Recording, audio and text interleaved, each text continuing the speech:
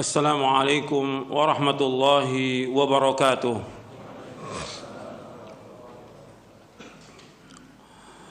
إن الحمد لله نحمده ونستعينه ونستغفره ونعوذ بالله من شرور أنفسنا ومن سيئات أعمالنا. من يهده الله فلا مضل له ومن يضلل فلا هادي له. أشهد أن لا إله إلا الله وحده لا شريك له وأشهد أن محمدًا عبده ورسوله. يا أيها الذين آمنوا اتقوا الله حق تقاته ولا تموتن إلا وأنتم مسلمون. يا أيها الناس اتقوا ربكم الذي خلقكم من نفس واحدة وخلق منها زوجها وبث منهما رجالا كثيرا ونساء واتقوا الله الذي تساءلون به والأرحام إن الله كان عليكم رقيبا. يا أيها الذين آمنوا اتقوا الله وقولوا قولا سديدا يصلح لكم أعمالكم ويغفر لكم ذنوبكم ومن يطع الله ورسوله فقد فاز فوزا عظيما. أما بعد فإن أصدق الحديث كتاب الله وخير الهدي هدي محمد صلى الله عليه وعلى آله وسلم وشر الأمور محدثاتها وكل محدثة بدعة وكل بدعة ضلالة وكل ضلالة في النار. أيها الإخوة أعزكم kepada kaum muslimin dan muslimat yang hadir yang mudah-mudahan dirahmati oleh Allah Taala, dan kepada kaum muslimin dan muslimat pendengar dan pemirsa TV Roja yang mudah-mudahan dirahmati oleh Allah Taala. Alhamdulillah kita bersyukur kepada Allah atas segala nikmat yang Allah karuniakan kepada kita. Pada hari ini kita akan melanjutkan pembahasan berkaitan dengan kematian. Kematian merupakan satu kepastian, dan ayatnya dalam Al-Quran Allah sebut berapa kali, kullu nafsin dha'iqatul maut, setiap jiwa itu pasti akan mati.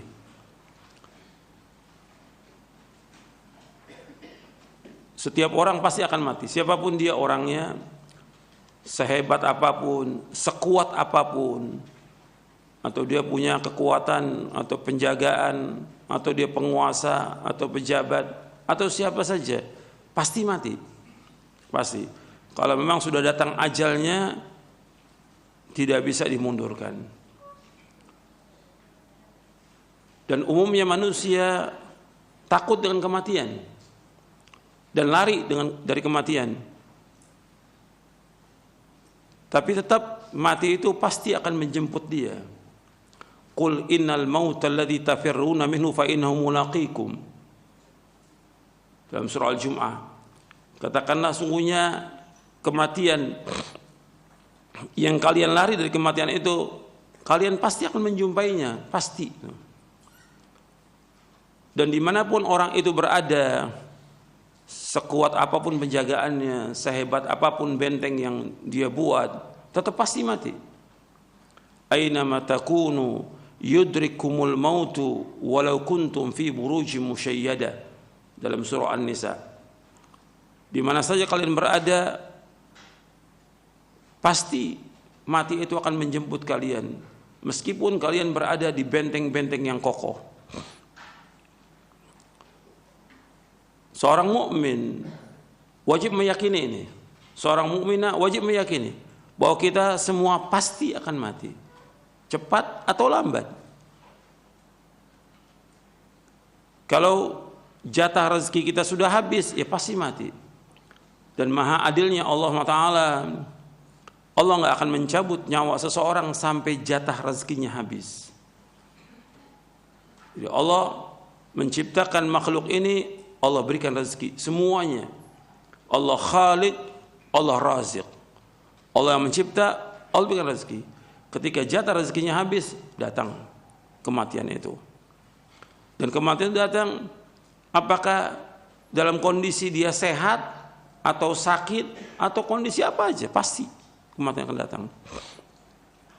Makanya seorang mukmin dia wajib meyakini ini, Kalau sudah yakin bahwa kematian itu pasti, maka kita harus banyak melakukan amal-amal soleh. Itu harus kita ingat. Banyak bertaubat kepada Allah. Makanya Nabi SAW bersabda dalam hadis yang sahih, Nabi bersabda, "Aktsiru dzikra hadhimil ladzat, al-maut." Perbanyaklah mengingat pemotong kelezatan, yaitu mati. Perbanyak mengingat pemotong kelezatan, yaitu mati. Hadis ini sahih, diriwayatkan oleh Imam Ahmad, Tirmidzi dan Ibnu Majah dari sahabat Abu Hurairah radhiyallahu an. Di antara manfaat mengingat kematian, orang itu akan berusaha untuk menjauhkan perbuatan dosa dan maksiat. Kemudian yang kedua, dia akan selalu bertaubat kepada Allah SWT. Yang ketiga, dia akan mempersiapkan bekal dengan melakukan amal-amal soleh sebanyak-banyaknya. Dia akan berlomba-lomba untuk berbuat kebajikan. Dia tidak akan menunda amal-amal soleh yang bisa dikerjakan sekarang atau hari ini. Dia tidak menunda-nunda. Kalau dia sudah tahu bahwa kematian itu pasti akan datang, maka dia tidak menunda amal soleh yang bisa dikerjakan sekarang atau hari ini. Kemudian di antara manfaatnya lagi, dia akan menggunakan waktu sebaik-baiknya untuk hal yang bermanfaat dan ibadah kepada Allah. Akan gunakan waktunya untuk melakukan yang bermanfaat dan ibadah kepada Allah. Di antara manfaatnya lagi, dia tidak akan tamak kepada dunia. Dia tidak akan tamak kepada dunia. Kemudian juga dia merasa cukup dan puas dengan karunia Allah. Dia merasa cukup dan puas dengan karunia Allah. Kemudian dia selalu bersyukur dan bersabar atas takdir Allah. Syukur atas semua nikmat dan sabar atas takdir Allah yang pahit. Di antara manfaatnya lagi, dia tidak akan berlomba-lomba dalam mengejar dunia. Dia tidak akan berlomba-lomba. Dia tidak terlalu bergembira dengan apa yang ada. Dia tidak terlalu bersedih dengan apa yang luput. Dia tidak hasad, tidak dengki kepada orang lain, karena Allah sudah berikan semua masing-masing. Dan dia selalu takut dan harap hanya kepada Allah. Selalu takut dan harap hanya kepada Allah. Dan yang lainnya dari faedah kita mengingat mati, ada satu hadis diriwayatkan dari sahabat Abdullah bin Umar radhiyallahu anhu. Kata Abdullah bin Umar radhiyallahu anhu, ketika aku sedang bersama Rasulullah SAW, kemudian datang seorang laki-laki Ansar. Lalu laki-laki itu mengucapkan salam kepada Nabi SAW. Kemudian laki-laki ini bertanya kepada Rasulullah SAW, "Ya Rasulullah, ayyul mu'minina afdal?" Faqala ahsanum khuluqa. Qala fa ayyul mu'minina akyas? Qala aktharuhum lil mauti dzikran wa ahsanuhum lima ba'dahu isti'dadan. Ulaikal akyas.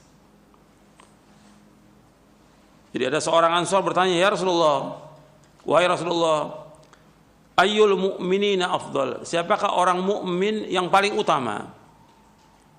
Maka Nabi menjawab SAW, "Ahsanum khuluqa." Itu orang yang paling baik akhlaknya. Kemudian dia berkata lagi, "Ayyul mu'minina akyas?" Siapakah orang mukmin yang cerdas? Orang mukmin yang pintar? Orang mukmin yang jenius? Maka dijawab oleh Rasulullah SAW, "Aktsaruhum lil mauti dzikra wa ahsanuhum lima ba'dahu isti'dadan ulaikal akyas." Orang yang mukmin yang pintar, orang mukmin yang cerdas adalah orang yang paling banyak mengingat kematian dan yang paling baik persiapannya untuk menghadapi apa yang terjadi setelahnya. Mereka itulah orang-orang yang paling cerdas. Hadis ini hasan, diriwayatkan oleh Imam Ibnu Majah dalam sunannya dan At-Tabrani dalam Mu'jamul Kabir, dan dihasankan oleh Syekh Al-Albani rahimahullah dalam silsilah hadis as-sahihah di juz yang ketiga. Jadi disebutkan bahwa orang yang pintar, orang yang cerdas adalah orang yang banyak mengingat kematian. Menurut Rasulullah sallallahu alaihi wasallam. Ini jawaban Rasulullah. Jadi ketika ada orang ditanya siapa orang yang pintar, orang yang banyak ingat mati. Sebab dengan ingat mati dia akan terus melakukan introspeksi kepada dirinya. Dia akan menjauhkan perbuatan dosa dan maksiat. Dia akan selalu bertaubat kepada Allah. Dia akan berusaha mengerjakan amal-amal soleh dengan segera. Seperti yang sudah kita bahas pada pekan yang lalu, bahwa para nabi dan para rasul yusari'una fil khairat. Mereka bersegera dalam berbuat kebajikan, enggak menunda. Dan juga tidak tamak kepada dunia. Kalau kita lihat orang-orang ini berlomba-lomba kepada dunia, mengejar dunia, sibuk dengan dunia. Ini orang bodoh. Menurut siapa? Rasulullah SAW. Sibuk dengan kerja, sibuk dengan dagang, sibuk dengan usaha terus dari pagi sampai malam terus seperti itu. Bahkan dia mengejar bagaimana supaya jadi pejabat. Padahal umurnya sudah di atas 50, ada yang di atas 60. Dia nggak ingat mati. Ini orang-orang bodoh. Orang pintar, orang yang ingat kepada kematian. Orang yang berusaha mempersiapkan bekal untuk mati, melakukan amal-amal soleh karena Allah dan menjauhkan perbuatan dosa dan maksiat. Itu orang yang pintar. Jadi seorang mukmin harus terus ingat kematian. Yang menyuruh untuk memperbanyak ingat kematian siapa? Rasulullah SAW. Rasulullah memperbanyak ingat kematian. Dan antum perhatikan, jangan sampai dilalaikan oleh harta, oleh anak, oleh yang lainnya. Antum lihat dalam surah Al-Munafiqun, di akhir-akhir surah Al-Munafiqun, Allah berfirman, ya ayyuhalladzina amanu la tulhikum amwalukum wala auladukum an dzikrillah wa may yaf'al dzalika fa ulaika humul khasirun wa anfiqu mimma razaqnakum min qabli an ya'tiyadakumul maut fa yaqulu rabb, dalam surah wa anfiqu mimma razaqnakum min qabli an ya'tiyadakumul maut fa yaqulu rabbi laula akhartani ila ajalin qarib fa asaddaqa akum minas salihin wa la yu'akhirallahu nafsan idza ajala wallahu khabirum bima ta'malun. Allah berfirman dalam surah Al-Munafiqun di ayat 9 sampai ayat 11. Ya ayyuhalladzina amanu la tulhikum amwalukum wala auladukum an dzikrillah wa may yaf'al dzalika fa ulaika humul khasirun. Wahai orang beriman, janganlah harta kalian dan anak kalian melalaikan kalian dari mengingat Allah. Wa may yaf'al dzalika, barang siapa yang melakukan demikian, artinya dia lalai dari mengingat Allah, faulaika humul khasirun, mereka adalah orang-orang yang rugi. Wa anfiqu mimma razaqnakum min qabli ay ya'tiyadakumul maut fayaqulu rabbi laula akhartani ila ajalin qarib fa asaddaqa wa akum minas salihin. Dan hendaklah kalian berinfak dari apa-apa yang kami karuniakan kepada kalian. Artinya banyak sedekah dengan apa yang kami karuniakan kepada kalian sebelum datang kepada kalian kematian. Maka setelah datang kematian dia berkata, ya Allah, akhartani ila ajalin qarib, tunda ya Allah, ajalku tunda sampai waktu yang dekat. Fa asaddaqa, dan aku akan bersedekah, wa aku minas salihin, dan aku termasuk orang yang saleh. Sudah terlambat. Wala yuakhirallahu nafsan idza jaa ajaluha wallahu khabirum bima ta'malun. Dan Allah tidak akan mengakhirkan satu jiwa apabila sudah datang ajalnya. Allah nggak akan mengakhirkan kematian itu kalau sudah datang ajalnya. Dan Allah Maha mengetahui apa yang kalian kerjakan. Allah ingatkan di sini, ini untuk semuanya, perhatikan. Wahai orang beriman, la tulhikum ya ayyuhalladzina amanu la tulhikum amwalukum wala auladukum an dzikrillah.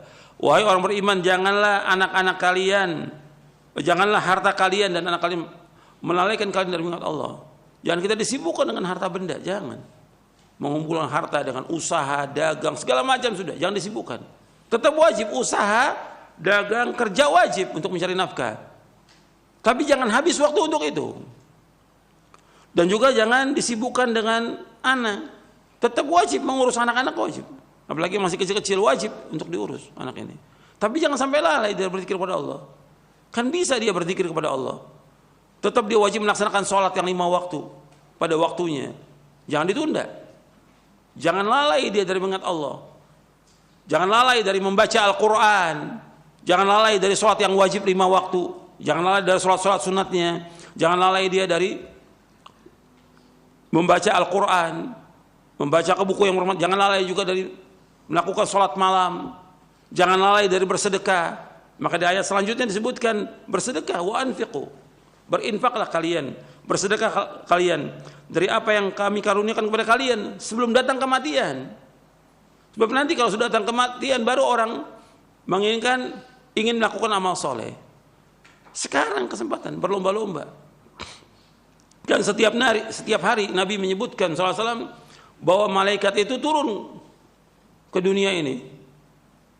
Ma min yaumin yusbihul ibadu fihi illa malakani yanzilani fayaqulu aduma Allahumma a'ti munfiqan khalafa wa yaqulu al-akhar Allahumma a'ti mumsikan talafa.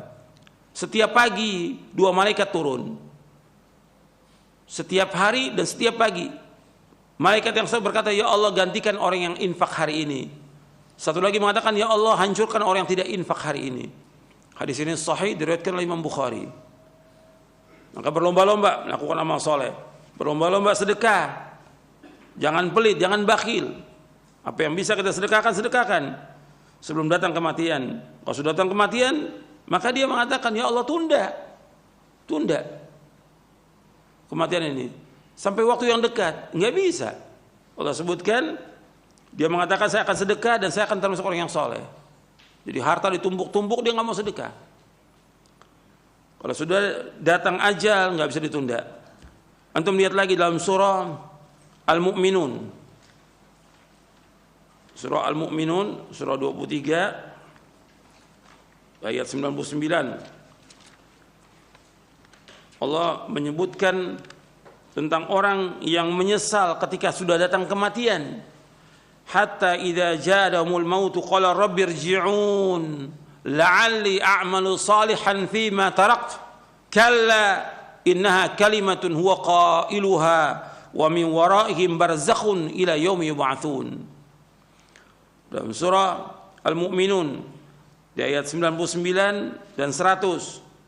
Hatta idza ja'ahumul maut, sehingga apabila datang kematian kepada mereka, mereka berkata, qala rabbirji'un, ya Allah kembalikan aku ke dunia. Ini sudah datang kematian. Dia mengatakan, ya Allah kembalikan aku ke dunia. Menyesal dia. La'alli a'malu salihah, barangkali aku bisa melakukan amal soleh. Penyesalan gak ada gunanya. Aku akan melakukan amal-amal soleh. Fima tarak, dari apa yang aku tinggalkan. Kalla, kata Allah, tidak sekali-kali. Tidak akan bisa. Innaha kalimatun huwa qailuha, itu kalimat yang dia ucapkan saja. Wa min waraihim barzakhun ila yaumi yub'atsun. Dan di belakang mereka ada barzakh sampai hari dibangkitkan. Ini ingat, ini pelajaran ini. Sudah bukan satu lagi, bukan ribuan, sudah jutaan manusia menyesal. Jutaan manusia menyesal.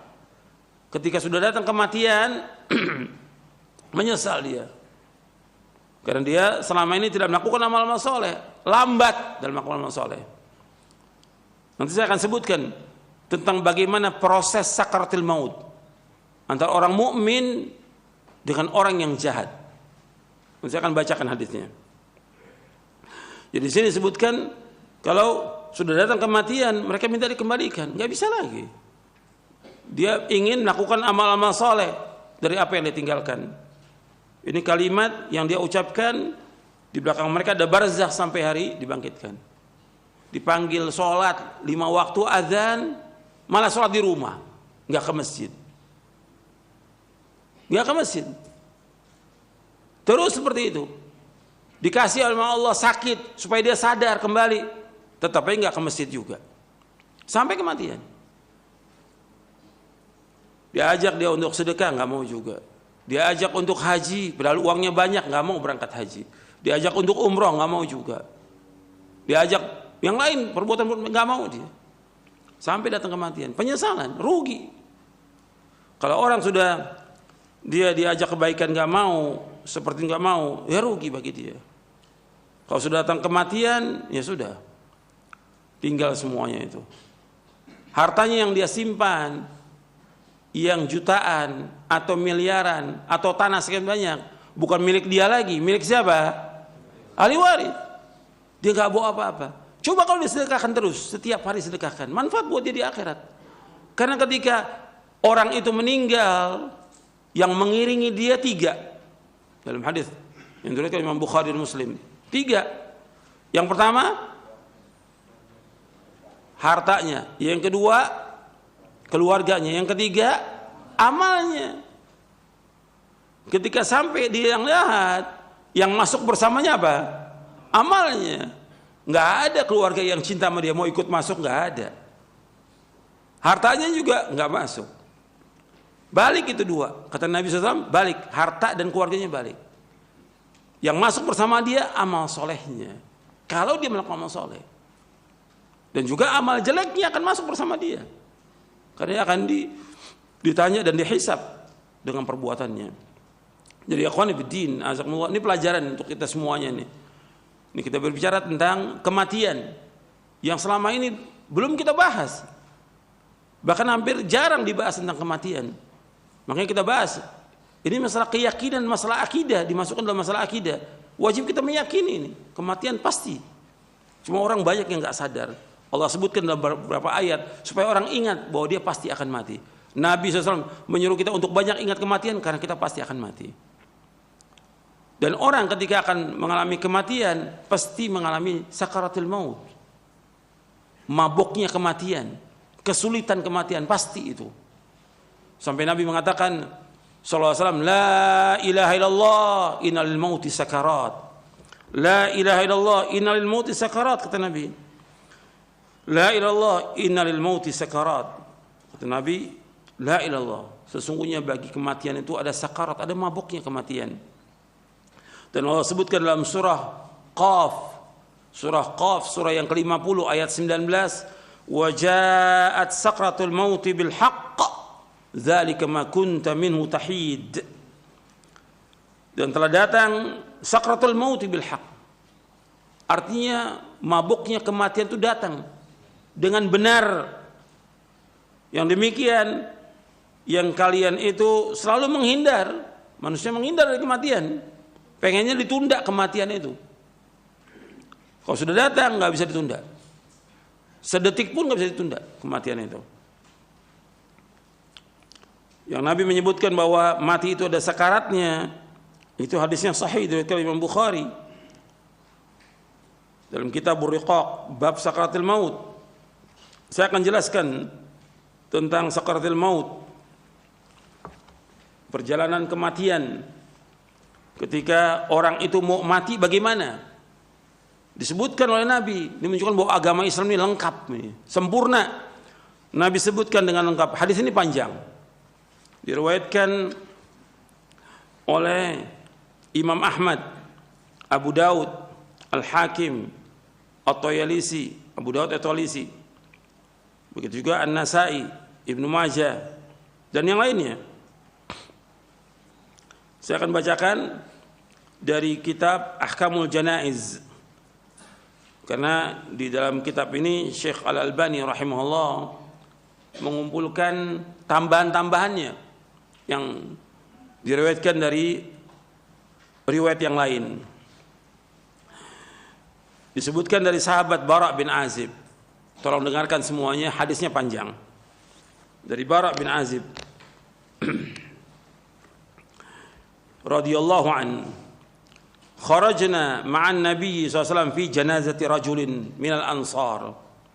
Fantahayna ila al-qabr wa lamma yulhad fajalasa Rasulullah sallallahu mustaqbil al-qiblah wa jalasna hawlahu wa ka'anna ala ru'usina at-tayr wa ka'anna ala ru'usina at-tayr wa fi yadihi 'udun yankutu fil ard faja'ala yanzuru ila as-sama' wa yanzuru ila al-ard wa ja'ala yarfa'u basarahu wa yakhfaduhu thalathan faqala ista'idhu billahi min 'adzabil qabri marratayn aw thalathan thumma qala Allahumma inni a'udzu bika min 'adzabil qabri thalathan Allahumma inni a'udzu bika min 'adzabil qabr Allahumma inni a'udzu bika min 'adzabil qabr thumma qala innal 'abdal mu'min idza kana fi inqita'i min ad-dunya wa iqbali min al-akhirati nazala ilayhi malaikatun min as-sama' bidul wujuh ka'anna wujuhahum asy-syamsu ma'ahum kafanun min akhfanil jannati wa hanutun min hanutil jannati hatta yajlisu minhu madda al-basar thumma yaji'u malakul maut alayhi as-salam hatta yajlisa 'inda ra'sihi fayaqulu أيتها النفس الطيبة وفي رواية يا أيها النفس المطمئنة اخرجي إلى مغفرة من الله ورضوان قال فتخرج تسيل كما تسيل القطرة من السقاء فيأخذها وفي رواية حتى إذا خرجت روحه صلى عليه كل ملك بين السماء والأرض وكل ملك في السماء وفتحت له أبواب السماء ليس من أهل باب إلا وهم يدعون الله أن يعرج بروحه من قبلهم فإذا أخذها لم يدعوها في يده طرفة عين حتى يأخذوها فيجعلوها في ذلك الكفن وفي ذلك الحنوط فذلك قوله تعالى توافته رسلنا وهم لا يفرطون ويخرج منها كأطيب نفحة مسك وجدت على وجه الأرض قال فيسعدون بها فلا يمرون يعني بها على ملأ من الملائكة إلا قالوا ما هذا الروح الطيب فيقولون فلان بن فلان بأحسن أسمائه التي كانوا يسمونه بها في الدنيا حتى ينتهوا بها إلى السماء الدنيا فيستفتحون له فيفتح لهم فيشيعه من كل سماء مقربوها إلى السماء التي تليها حتى ينتهي به إلى السماء السابعة فيقول الله عز وجل اكتبوا كتاب عبدي في عليين وما أدراك ما عليون كتاب مرقوم يشهده المقربون فيكتبه كتابه في عليين ثم يقال أعيدوه إلى الأرض فإني وعدتهم أني منها خلقتهم وفيها أعيدهم ومنها أخرجهم تارة أخرى قال فيرد إلى الأرض وتعاد روحه إلى جسده قال فإنه يسمع خفق نعال أصحابه إذا ولوا عنه مدبرين فيأتيه ملكان شديد الانتهار فينتهران ويجلسان فيقولان له من ربك فيقول ربي الله فيقولان له ما دينك فيقول ديني الإسلام فيقولان له ما هذا الرجل الذي بعث فيكم فيقول هو رسول الله صلى الله عليه وسلم فيقولان لو وما عملك فيقول قرأت كتاب الله فآمنت به وصدقت فينتهره فيقول من ربك ما دينك من نبيك وهي آخر فتنة تعرض على المؤمن فذلك حين يقول الله عز وجل يثبت الله الذين آمنوا بالقول الثابت في الحياة الدنيا فيقول ربي الله ودين الإسلام والنبي محمد صلى الله عليه وسلم فينادي مناد في السماء أن صدق عبدي فافرشوه من الجنة والبسوه من الجنة وافتحوا له بابا إلى الجنة قال فيأتيه من روحها وطيبها ويفسح له في قبره مد بصره قال ويأتي وفي رواية يمثل له رجل حسن الوجه حسن الثياب طيب الريح فيقول أبشر بالذي يسرك أبشر برضوان من الله وجنات فيها نعيم مقيم هذا يومك الذي كنت توعد فيقول له وأنت فبشرك الله بخير من أنت فوجهك الذي وجه الذي يجيء بالخير فيقول أنا عملك الصالح أنا عملك الصالح فوالله ما علمتك إلا كنت سريعا في طاعة الله بطيئا في معصية الله فجزاك الله خيرا ثم يفتح له باب من الجنة وباب من النار فيقال هذا منزلك لو عصيت الله أبدلك الله به هذا فإذا رأى ما في الجنة قال ربي عجل قيام الساعة كيما أرجع إلى أهلي ومالي فيقال له أسكن قال وإن الأبد الكافر وفي رواية الفاجر إذا كان في انقطاع من الدنيا وإقبال من الآخرة نزل إليه من السماء ملائكة غلاظ شداد سود الوجوه معهم المسوح من النار فيجلسون منه مد البصر ثم يجيء ملك الموت حتى يجلس عند رأسه فيقول أيتها النفس الخبيثة اخرجي إلى سخط من الله وغضب قال فتفرقوا في جسده فينتزعها كما ينتزع السفود الكثير الشعب من الصوف المبلول فتقطع معها العروق والعصب فيلعنه كل ملك بين السماء والأرض وكل ملك في السماء وتغلق أبواب السماء ليس من أهل الباب إلا وهم يدعون الله ألا تعرج روحه من قبلهم فيأخذها فإذا أخذها لم يدعوها في يده طرفة عين حتى يجعلوها في تلك المسوح ويخرج منها كأنتن ريح جيفة وجدت على وجه الأرض فيسعدون بها فلا يمرون بها على ملأ من الملائكة إلا قالوا ما هذا الروح الخبيث فيقول فلان ابن فلان بأقبح أسمائه التي كان يسمى بها في الدنيا حتى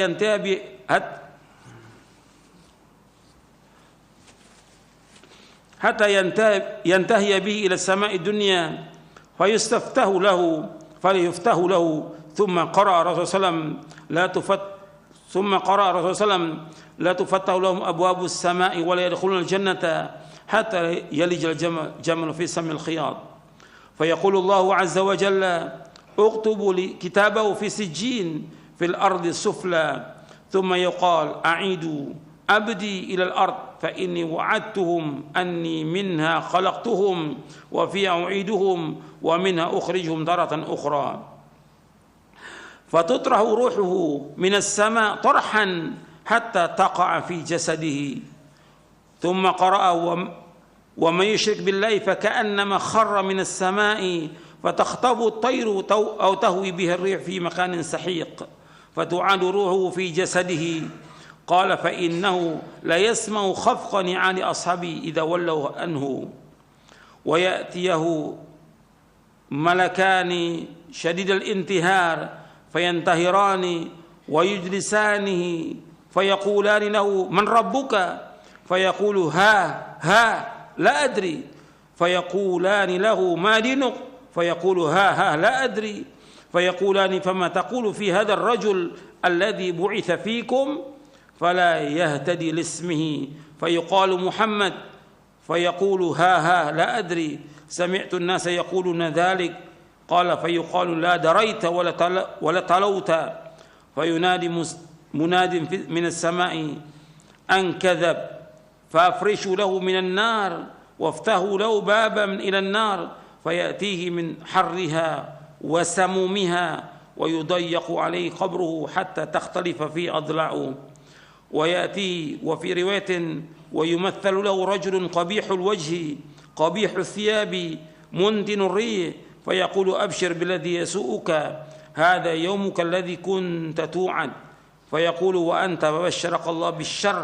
من أنت وجهك وجه الذي يجيء بالشر فيقول أنا عملك الخبيث ووالله ما علمت إلا كنت بطيئا عن طاعة الله سريعا إلى معصية الله فجزاك الله شرا ثم يقيد له أعمى أصم أبكم في يدي مرزبة لو ضرب بها جبل كان ترابا فيضربه ضربة حتى يصير بها ترابا ثم يعيده الله كما كان فيضربه ضربا أخرى فيصيح صيحة يسمع كل شيء إلا الثقلين ثم يفتح له باب من النار ويمهد من فرش النار فيقول ربي لا تقم الساعة أخرجه أبو داود والحاكم والطيالسي وأحمد والأجري في الشريعة ورواه النسائي وابن ماجه. Saya bacakan di sini panjang, artinya kata sahabat Bara bin Azib radhiyallahu anhu, beliau berkata, kami pernah pergi bersama Nabi sallallahu alaihi wasallam, arti kami mengantarkan jenazah. Kami bersama Nabi sallallahu alaihi wasallam mengantarkan jenazah salah seorang dari kaum Ansar. Kami pun sampai di kuburan. Tatkala jenazahnya telah dimasukkan ke liang lahat, artinya sedang dimasukkan di liang lahat, Rasulullah SAW duduk dengan menghadap kiblat dan kami ikut duduk di sekeliling beliau, seakan-akan di atas kepala kami terdapat burung. Arti kami menundukkan, nggak berani kami mendongakkan kepala, kami tunduk. Di tangan beliau terdapat tongkat yang beliau hentakkan ke tanah. Kemudian beliau melihat ke langit dan ke bumi. Beliau juga mengangkat dan mengungkapkan pandangannya sebanyak 3 kali. Selanjutnya beliau bersabda, berlindunglah kepada Allah dari azab kubur. Kata Nabi, ista'idzu billahi min adzabil qabr 3 kali. Kemudian Nabi mengucapkan, Allahumma inni a'udzubika min adzabil qabr. Allahumma inni a'udzubika min adzabil qabr. Allahumma inni a'udzubika min adzabil qabr. Ya Allah, sungguhnya aku berlindung padamu dari azab kubur. Nabi ucapkan 3 kali. Kemudian beliau sallallahu alaihi wasallam bersabda, innal abdal mu'min, sesungguhnya seorang hamba yang beriman, jika ia akan terputus dari kehidupan dunia menuju alam akhirat, artinya sudah sedikit lagi dia meninggal dunia, sudah detik-detiknya meninggal dunia, maka turun kepadanya para malaikat dari langit yang berwajah putih seolah-olah wajah mereka matahari, dengan membawa salah satu dari kafan dan wewangian sorga, hingga mereka duduk dengan jarak sejauh mata memandang. Selanjutnya Malakul Maut alaihissalam mendatanginya hingga duduk di dekat kepalanya. Seraya berkata, malaikat maut mengatakan, ayyuhan nafsu thayyibah. Dalam riwayat yang lain, ayyuhan nafsul mutmainnah, wahai jiwa yang baik. Dalam riwayat yang lain disebutkan, wahai jiwa yang tenang, ukhruji ila maghfirati minallah wa ridwanin, keluarlah menuju ampunan dari Allah dan keridhaannya. Artinya orang mukmin keluar ruhnya itu dengan dipanggil dengan panggilan yang baik, wahai jiwa yang baik, wahai jiwa yang tenang, keluarlah menuju ampunan dari Allah dan keridhaannya. Beliau SAW berkata, maka keluarlah jiwa itu menetes seperti sisa tetesan air yang keluar dari mulut bijana. Berarti kalau orang itu ini bijana, kalau airnya penuh itu keluarnya cepat. Kalau sisa air sedikit, itu keluarnya agak lambat. Apakah ini gelas atau ceret? Itu kalau dituangkan itu lambat dia netesnya. Begitu roh itu keluar dari tubuh itu. Karena ditarik dari mulai kaki terus semuanya tertarik itu keluar. seperti air menetes.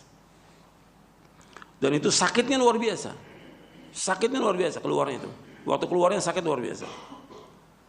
Kemudian keluarlah jiwa itu menetes seperti sisa tetesan air yang keluar dari mulut bejana. Dan ini dialami oleh semuanya, hatta oleh Nabi Muhammad SAW dalam keadaan sakaratul maut, sampai Fatimah melihat nangis. Wa karba abata, wahai kesulitan yang dialami oleh ayahku. Kata Nabi, nggak ada kesulitan sesudah ini. Ini terakhir ini sudah. Ini ujian yang terakhir. Kemudian malaikat maut mengambilnya. Ruh yang keluar itu diambil oleh malaikat maut. Dalam sebuah riwayat disebutkan, hingga apabila roh keluar, maka setiap malaikat di antara langit dan bumi mohonkan rahmat untuknya. Antum perhatikan, ketika malaikat yang datang dari langit membawa wewangian sorga, kafan dari sorga, malaikat maut itu turun, nggak ada yang melihat. Keluarganya yang sedang mentalkin itu semuanya, atas 10-100 orang, nggak melihat malaikat itu. Dan Allah sebutkan di dalam surah Al-Waqi'ah, sebutkan di dalam surah Al-Waqi'ah, semua melihat, semuanya berada tapi enggak melihat, seperti Allah sebutkan dalam surah Al-Waqi'ah ayat 83 sampai 85. Falaula idza balagatil hulqum wa antum hina idzin tanzurun wa nahnu aqrabu ilaihi minkum walakin la tubsirun. Ketika ruh itu sudah berada di kerongkongan, kalian semuanya melihat kondisi orang yang sakaratul maut. Wa nahnu aqrabu ilaihi minkum, dan kami para malaikat dekat dengan kalian. Walakin la tubsirun, tapi kalian tidak melihat. Di surah Al-Waqi'ah ayat 83 sampai ayat 85. Kemudian setelah diambil ruhnya itu keluar, setiap malaikat yang di antara langit dan bumi mohonkan rahmat untuknya, karena dia orang beriman. Orang beriman dan taat kepada Allah, mentauhidkan Allah, menjauhkan perbuatan syirik, menjauhkan perbuatan bid'ah, dan segera dalam taat. Maka roh ini keluar, didoakan oleh malaikat. Ketika roh ini keluar, setiap malaikat yang antara langit dan bumi memohonkan rahmat untuknya. Juga setiap malaikat yang ada di langit mendoakan rahmat untuk orang mukmin yang meninggal ini. Setelah itu dibukakan baginya pintu-pintu langit.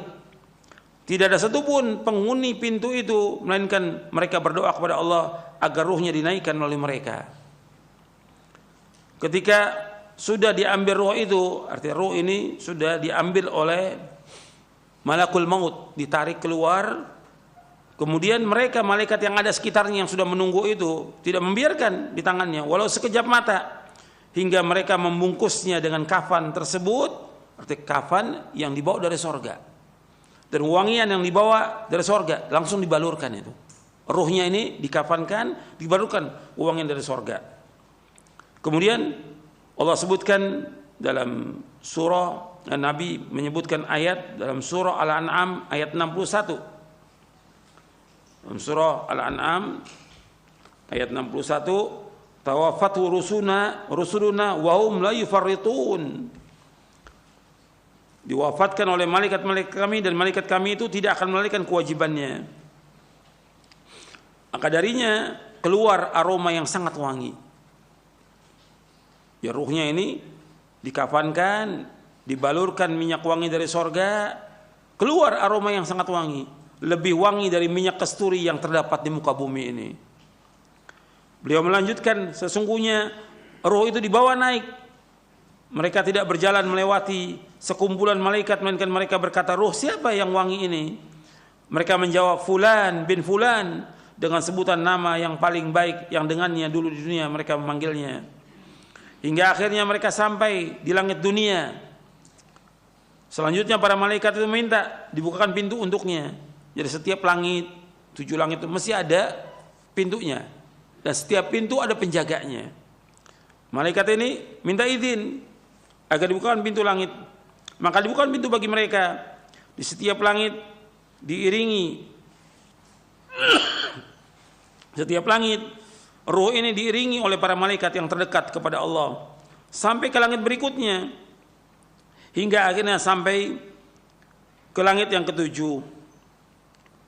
Kemudian Allah berfirman, tuliskan kitab catatan hambaku di Illiyin, yang Allah sebutkan di dalam surah Al-Mutaffifin ayat 18 sampai ayat 21, wa ma adraka ma illiyun kitabun marqum yashhaduhul muqarrabun. Tuliskan kitab hambaku di Illiyin. Tahukah kamu apakah Illiyin itu?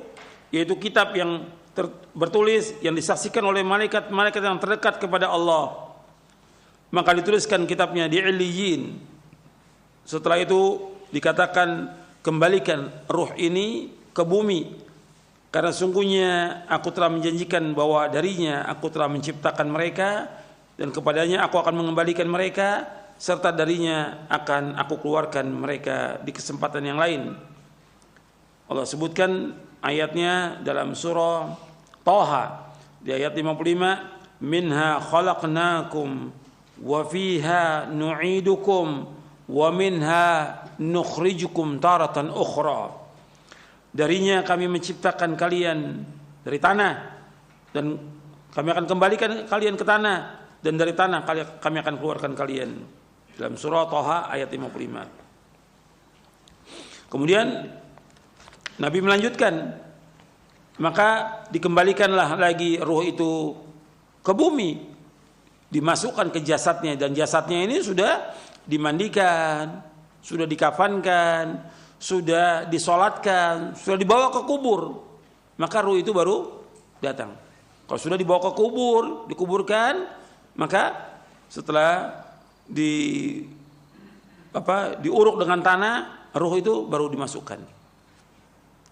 Datang ruh itu, dikembalikan ke jasadnya, ke tubuhnya, dan tubuhnya sudah dikuburkan. Jadi berbarengan itu. Begitu masuk jasad ke liang kubur, ruh itu dimasukkan kembali kepada tubuhnya, dikembalikan ke jasadnya. Kemudian beliau SAW berkata, sesungguhnya dia mendengar suara sandal sahabat-sahabatnya jika mereka pulang meninggalkannya. Sesudah itu didatangi dia oleh dua malaikat yang kasar lagi keras. Lalu keduanya menggertaknya dan mendudukkannya seraya bertanya kepadanya, man rabbuka, siapa Rabbmu?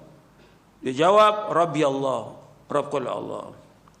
Ditanya lagi, wa madinuka, apa agamamu? Maka dia menjawab, dini Islam. Dijawab, dini Islam, agamaku adalah Islam. Kemudian ditanya lagi, ma hadzal rajul ladzi bu'itsa fikum? Ditanya lagi, siapa orang ini yang telah diutus ke tengah-tengah kalian? Dia menjawab, adalah Rasulullah sallallahu alaihi wasallam. Kemudian lebih lanjut keduanya bertanya, apa amalmu? Dia menjawab, aku telah membaca kitab Allah, aku juga beriman kepadanya serta membenarkannya. Malaikat itu pun menggertak. Ini dua malaikat nih, yang bertanya dua malaikat, Munkar dan Nakir. Dalam riwayat yang lain disebutkan dalam riwayat Tirmidzi, nama dua malaikat itu yang bertanya namanya Munkar dan Nakir. Kemudian malaikat bertanya lagi, siapa Rabbmu, apa agamamu, dan siapa nabimu? Yang demikian itu merupakan ujian yang terakhir yang dihadapi oleh orang mukmin. Dan ini berlangsung ketika Allah berfirman, yutsabbitullahu alladziina aamanu bil qauli tsabiti fil hayatid dunya.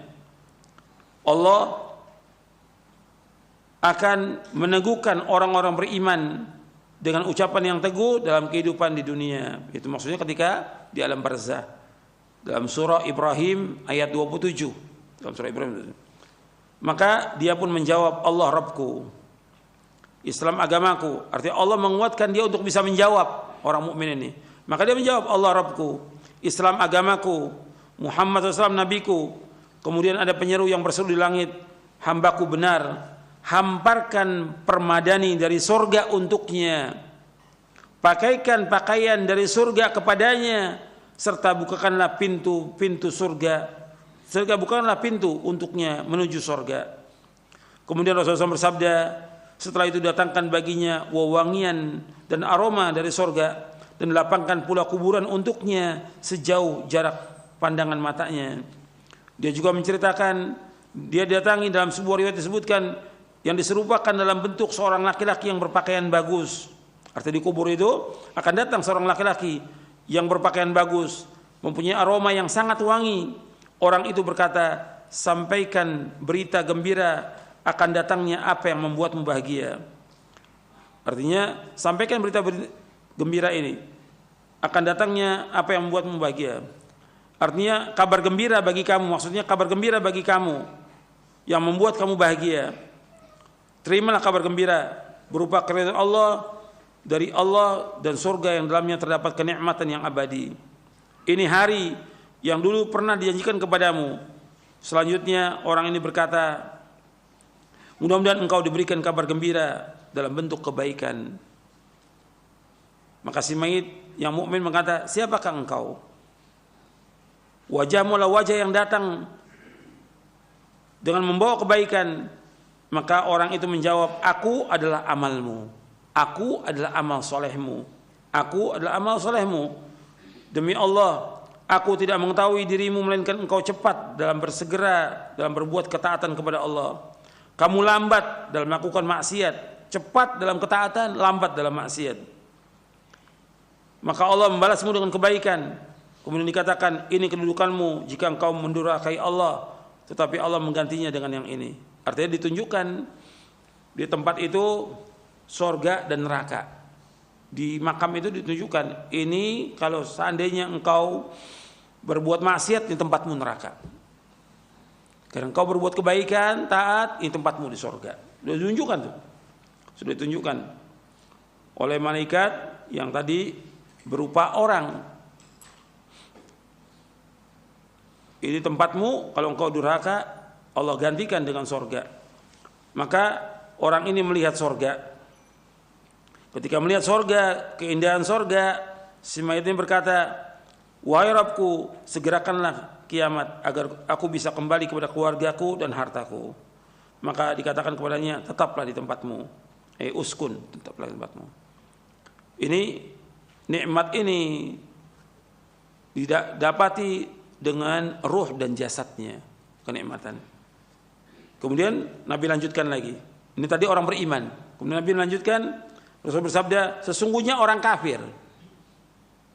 Dalam riwayat yang lain, orang yang fajir, orang yang jahat. Apabila dia akan berpisah dari kehidupan dunia menuju alam akhirat, maka akan turun dari langit malaikat yang kasar, lagi seram, dengan wajah yang berwarna hitam. Kalau tadi orang mukmin wajahnya putih, bidul wujuh. Kalau ini warnanya hitam. Artinya malaikat yang berwarna hitam, wajahnya dengan membawa kain bulu yang kasar, terbuat dari api. Mereka duduk dekatnya, dekat orang kafir ini atau orang yang jahat ini, dalam jarak sejauh pandangan mata. Kemudian malakul maut mendatanginya hingga duduk dekat kepalanya. Selanjutnya malaikat berkata, wahai jiwa yang busuk, keluarlah menuju kemurkaan dan kemarahan Allah. Rasulullah SAW bersabda, maka ruh yang ada dalam jasadnya berpisah dengan dicabut seperti dicabutnya tusukan daging yang banyak geriginya. Sakitnya luar biasa.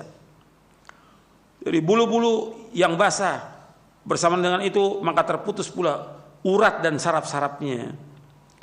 Setiap malaikat yang ada di langit dan di bumi melaknatnya, juga setiap malaikat yang ada di langit, dan ditutup semua pintu langit. Tidak ada satupun penghuni langit melainkan mereka berdoa kepada Allah agar ruhnya tidak dinaikkan melalui mereka. Setelah itu malaikat maut mengambilnya. Dan ini waktu mengambil ini dipukul ini. Mayit ini dipukul. Seperti yang Allah sebutkan dalam surah Al-An'am.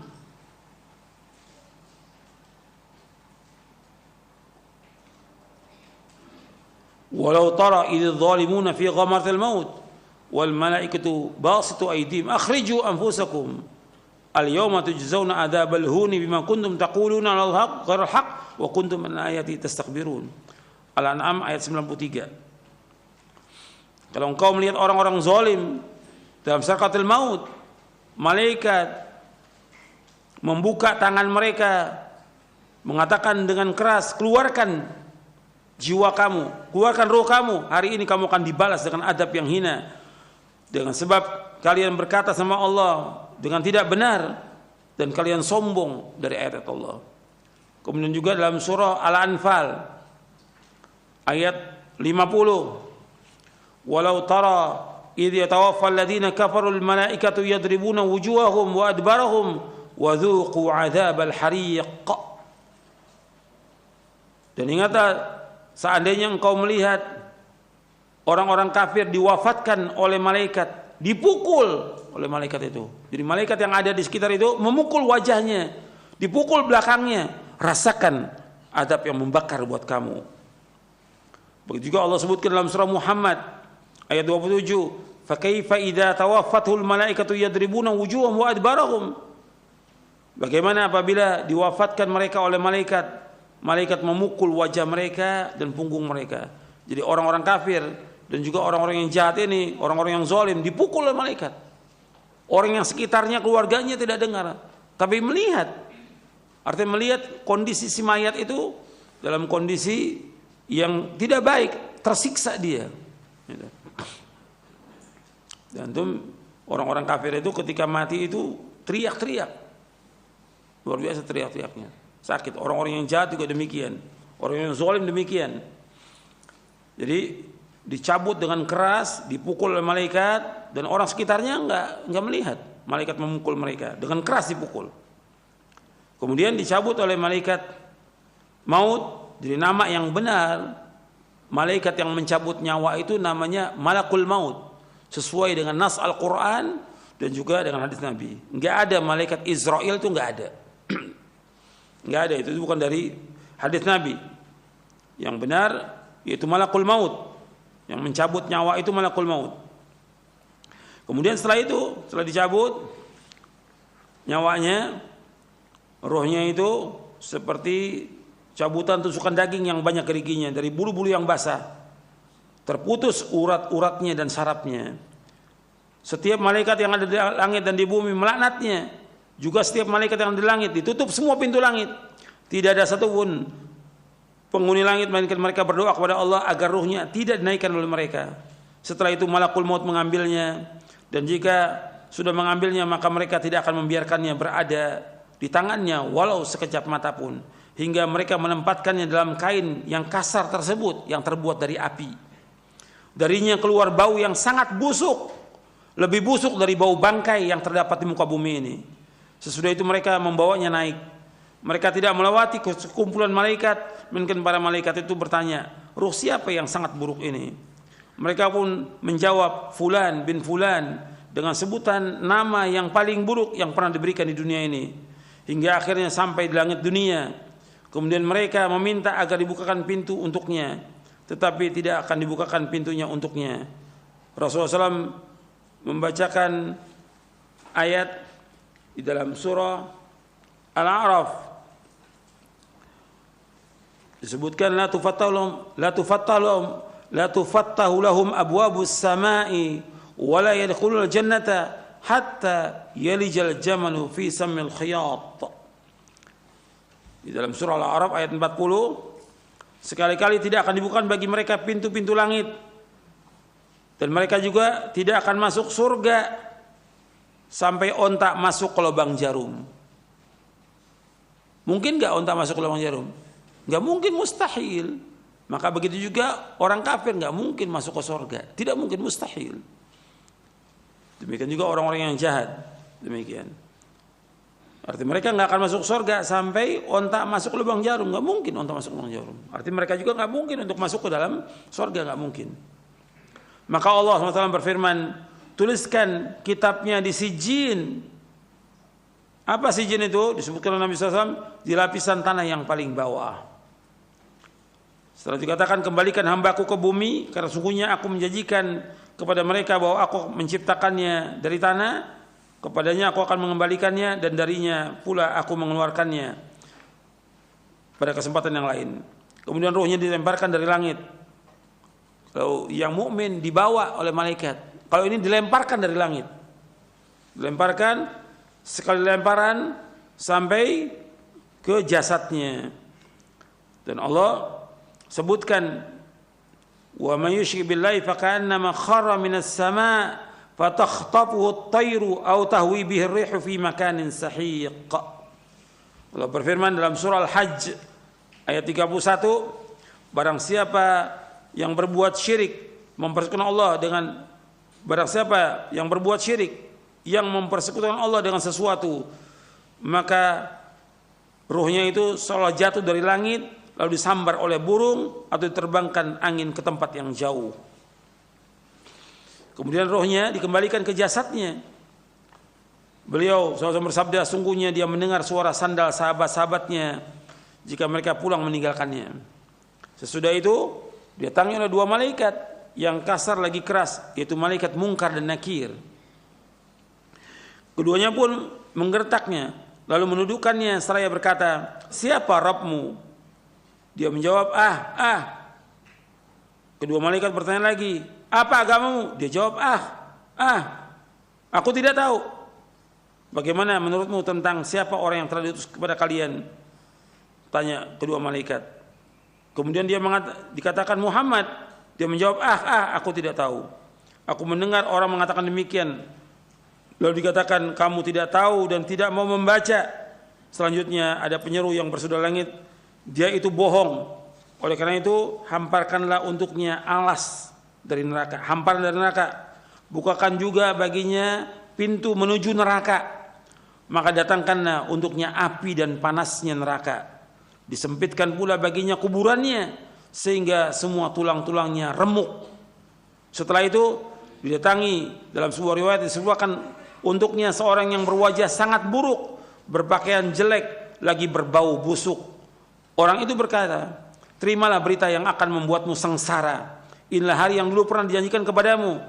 Dia berkata, kamu sendiri semoga Allah memberimu berita keburukan. Siapa kamu ini? Wajahmu seperti orang yang datang dengan membawa keburukan. Dia menjawab, aku adalah amalmu yang buruk. Amal-amal jelekmu, perbuatan-perbuatan jelekmu yang kamu lakukan di dunia ini. Demi Allah, aku tidak mengetahui, melainkan engkau benar-benar sangat lambat mentaati Allah. Tapi justru kamu cepat durhaka berbuat maksiat kepada Allah. Semoga Allah membalas keburukan kepadamu. Kemudian ditetapkan baginya kebutaan, buta, tuli dan bisu. Sementara di tangannya terdapat sebatang besi. Artinya tetapkan baginya kebutaan, keturunan bisuan. Kemudian malaikat itu membawa sebatang besi yang kalau besi ini dipukulkan ke gunung, gunung itu akan hancur. Ketika orang ini nggak bisa menjawab pertanyaan malaikat, dipukul dengan besi itu, hancur dia seperti debu. Dihidupkan lagi oleh Allah. Ditanya lagi nggak bisa menjawab, dipukul lagi dan terus seperti itu, disiksa dalam kuburnya. Waliyatubillah. Ini yang dikatakan adzabul qabr. Maka malaikat memukulnya sekali pukulan hingga dia benar-benar menjadi debu. Setelah itu Allah mengembalikannya seperti semula.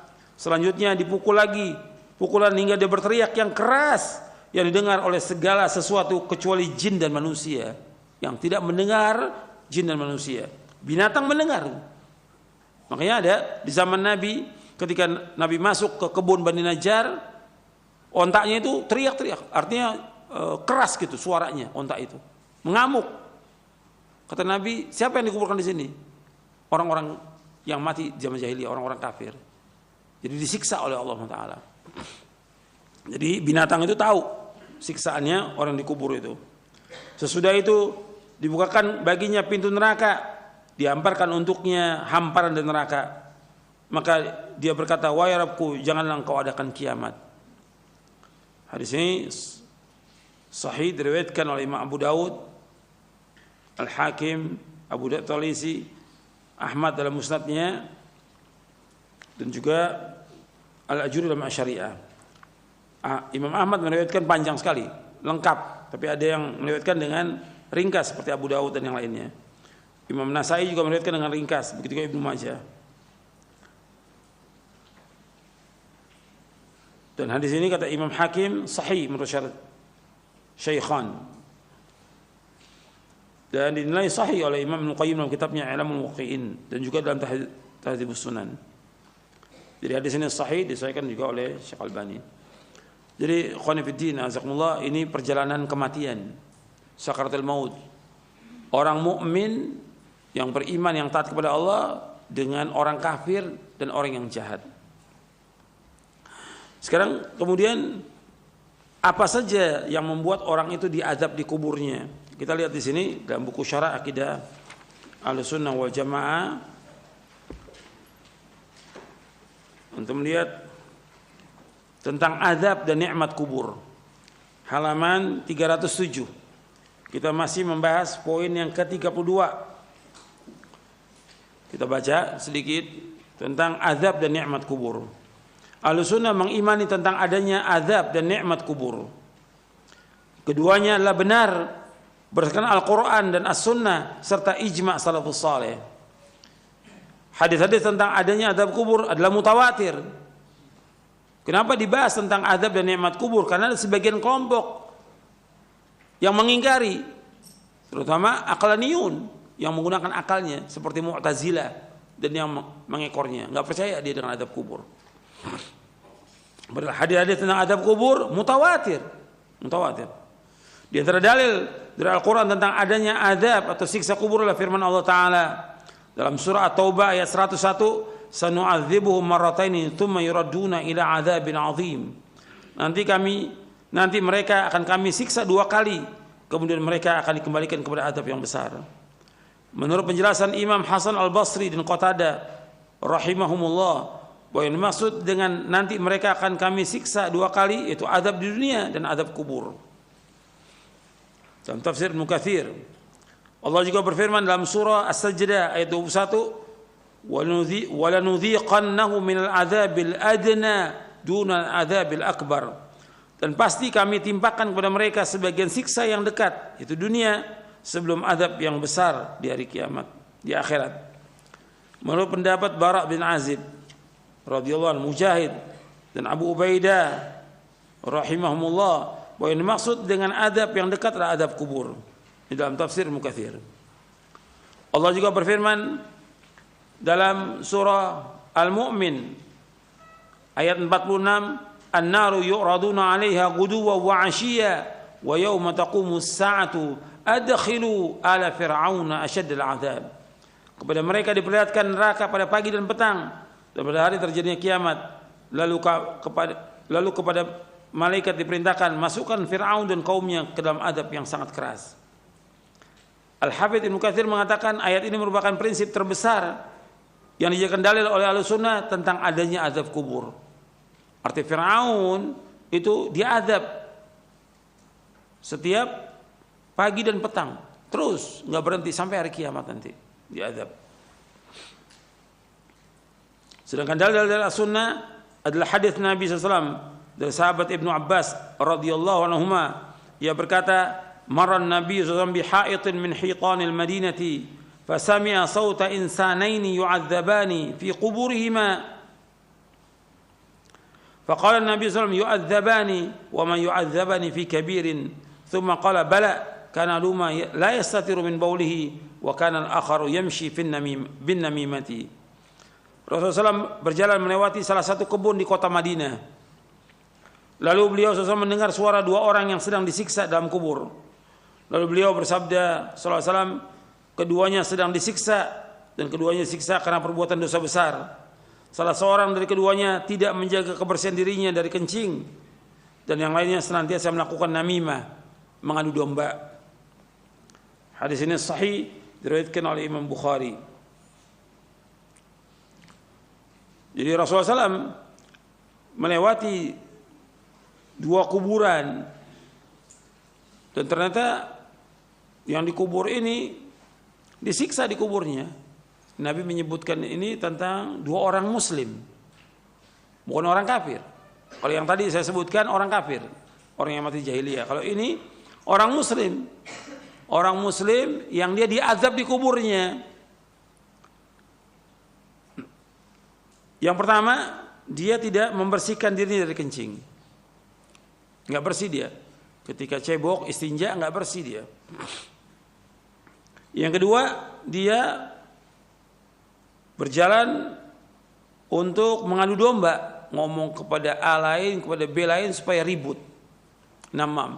Dalam hadis yang lain yang diriwayatkan juga oleh Imam Bukhari Nabi bersabda, la yadkhulul jannata namam. Tidak akan masuk surga orang yang suka mengadu domba. Ini hati-hati nih, mengadu domba. Karena orang mengadu domba antara teman dengan teman, antara saudara dengan saudara, antara tangga dengan tangga. Bahkan yang parah lagi sekarang ini, antara ustadz dengan ustadz dia adu domba. Ini parah ini. Sudah ngaji tapi dia adu domba. Ini namam, kata Nabi, tidak masuk surga. La yadkhulul jannata namam, tidak akan masuk surga orang yang suka mengadu domba itu. Dan ini menunjukkan tentang adanya azab kubur. Adanya azab kubur. Rasulullah SAW menganjurkan umatnya untuk senantiasa berdoa, memohon perlindungan kepada Allah dari azab kubur di setiap akhir tasyahud sebelum salam, ketika sholat yang wajib maupun yang sholat sunat. Kita berlindung kepada Allah, Allahumma inni a'udzubika min adzabi jahannam wa min adzabil qabr wa min fitnatil mahya wal mamat wa min syarri fitnatil masiihid dajjal. Ya Allah, aku berlindung pada Engkau dari azab jahannam, dari azab kubur, dari fitnah hidup dan fitnah mati, dan aku berlindung pada Engkau dari kejahatan fitnah masiihid dajjal. Hadis ini sahih Muslim dari sahabat Abu Hurairah. Hadis ini menunjukkan tentang adanya azab kubur, dan masih banyak lagi dalil yang lain yang menunjukkan tentang adanya azab kubur. Oleh karena itu kita diperintahkan agar berlindung dari azab kubur. Ya, sampai sini kajian kita, mudah-mudahan bermanfaat. Dan dengan kajian seperti ini kita tambah ingat dengan kematian dan tambah berhati-hati.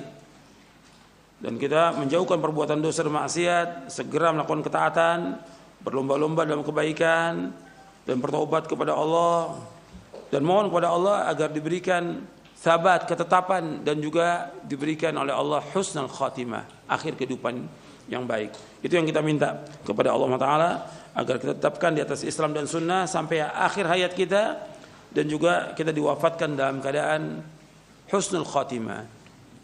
Karena ada juga orang-orang yang dia melakukan amal-amal soleh, yang kemudian setelah itu dia berbuat kejelekan, berbuat maksiat atau berbuat kekufuran, yang dengannya dia mati dalam keadaan su'ul khatimah dan dimasukkan dia ke neraka dengan sebab itu. Waliyatubillah. Hati-hati, ada orang yang dia beramal soleh terus lama dia beramal soleh, tapi menjelang akhir hayatnya dia berbuat dosa dan maksiat sampai dia meninggal, yang dengan itu dia masuk neraka. Tapi ada juga orang-orang yang dia berbuat kejahatan, di akhir hayatnya diberikan hidayah oleh Allah, dia taubat. Atau ada juga orang-orang kafir yang kemudian di akhir hayatnya dia masuk Islam, dan baik Islamnya sampai dia wafat dalam keadaan husnul khatimah. Ada seperti itu, dan Nabi sebutkan, dan nanti ada pembahasannya tentang masalah itu. Ketika kita berbicara tentang ancaman dan juga tentang janji Allah, wa'id dan wa'ad ada di buku ini, di syarah akidah ini. Makanya kita, seorang mukmin wajib berhati-hati. Dia tidak boleh merasa aman dengan azab Allah. Enggak boleh merasa aman dengan dosa-dosa yang sekian baik yang dilakukan. Enggak boleh merasa aman. Karena azab Allah datang dengan tiba-tiba. Kematian datang dengan tiba-tiba. Tetap dia takut dengan dosanya, takut kepada Allah dengan perbuatan maksiat yang dilakukan, takut dengan perjalanan dia yang buruk, takut dibuka oleh Allah dan wafat dalam keadaan su'ul khatimah. Yang itu dia harus takut kepada Allah. Takut kepada Allah atas dosanya. Bukan bangga dengan dosanya. Bukan cerita tentang masa lalunya, enggak boleh. Ini perhatikan ini. Orang yang taubat, apakah dia pendeta, apakah dia Nasrani, apakah dia pemusik atau yang lainnya, pelawak atau yang lainnya, ketika dia taubat enggak boleh cerita dia tentang masa lalunya. Tutup. Dulu para ulama salaf takut kalau disebutkan masa lalunya, takut. Kok sekarang bangga? Bahkan di videoin perbuatan cerita dia tentang masa lalu. Enggak boleh. Ini Allah sudah tutup, jangan ceritakan kepada orang. Taubat kepada Allah dengan taubatan nasuha. Begitu juga kita jangan berbangga dengan amal soleh kita. Karena kita enggak tahu amal soleh kita diterima atau tidak oleh Allah Ta'ala. Ini minal muhlikat. Banyak orang berbangga dengan amal solehnya, dengan sholatnya 5 waktu, sholat malamnya, dengan sedekahnya, dengan segala macam dia membangun masjid, dengan segala macam dicerita. Hati-hati. Karena bisa jadi amal itu tidak diterima oleh Allah Ta'ala. Hati-hati itu. Orang mukmin harus terus merasa takut dengan azab Allah. Juga takut takut amalnya nggak terima dan dia mengharap kepada Allah agar amalnya diterima. Itu perhatikan tuh. Orang beriman seperti itu, seperti yang Allah sebutkan di dalam surah Al-Mu'minun di ayat 60. Walladzina yu'tuna ma atau wa qulubuhum wajilatun annahum ila rabbihim raji'un. Dalam surah Al-Mu'minun di ayat 60, dan orang-orang yang diberikan oleh Allah, artinya orang-orang yang memberikan, bersedekah, dia infak apa yang diberikan oleh Allah, dan hatinya takut, dan dia yakin bahwa dia akan kembali kepada Allah. Ditanya oleh Aisyah radhiyallahu anha, ya Rasulullah, apa yang dimaksud dengan ayat ini? Orang yang dia minum khamar, dia mencuri, dia berzina, dia takut kepada Allah. La ya bintas Siddiq, enggak Aisyah. Ini adalah orang-orang yang dia sholat, dia puasa, dia sedekah, tapi dia takut nggak diterima amalnya oleh Allah. Takut. Jadi kita jangan meyakini pasti amal kita diterima, sholat kita diterima, puasa kita diterima. Jangan begitu. Jangan bangga kita. Kita terus minta kepada Allah SWT agar amal kita diterima, supaya kita diwafatkan oleh Allah dalam keadaan husnul khatimah. Anda perhatikan Nabi Ibrahim alaihissalam dan Nabi Ismail alaihissalam. Nabi Ibrahim dan Nabi Ismail alaihi wassalam ini membangun Ka'bah. Jelas perintah Allah dan ikhlas karena Allah. Ka'bah kiblatnya kaum muslimin. Setelah selesai membangun Ka'bah, tetap berdoa, Rabbana taqabbal minna innaka antas samiul. Ya Allah, terimalah amal kami ya Allah, karena Engkau yang Maha mendengar dan Maha mengetahui. Ingat tuh, seorang mukmin terus apabila melakukan amal soleh, dia minta kepada Allah agar terima. Kalau dia melakukan perbuatan dosa, segera bertaubat. Taubat, perhatikan taubat semuanya. Saya dan antum sama, segera bertaubat. Dan Allah menyebutkan dalam Al-Quran, ya ayyuhalladzina amanu tubu ilallahi taubatan nasuha. Orang beriman taubatlah kepada Allah dengan taubat yang nasuh, taubat yang ikhlas. Dalam surah At-Tahrim ayat 8. Allah juga berfirman dalam surah An-Nur, wa tubu ilallahi jami'an ayyuhal mu'minuna la'allakum tuflihun. Bertaubatlah wahai orang beriman semuanya, taubat kepada Allah agar kalian menjadi orang yang sukses. Taubat. Jadi segera itu taubat kepada Allah. Ketika berbuat dosa, segera taubat kepada Allah. Perhatikan tuh, bahwa taubat tidak diterima oleh Allah ketika ruh berada di kerongkongan. Yang kedua, ketika matahari terbit dari barat. Nabi bersabda SAW, Inna Allah yaqbalu taubatal abdi ma lam yughargir. Sungguhnya Allah menerima taubatnya seorang hamba selama ruhnya belum di kerongkongan. Kalau sudah di kerongkongan nggak diterima. Ya, sebelum datang ajal, segera taubat kepada Allah. Mudah-mudahan kajian yang bermanfaat untuk saya dan untuk sekalian. Wassalamualaikum Muhammadin sallallahu alaihi wasallam. Subhanakallahumma bihamdik, asyhadu an la ilaha illa anta astaghfiruka wa atubu ilaik. Assalamualaikum warahmatullahi wabarakatuh.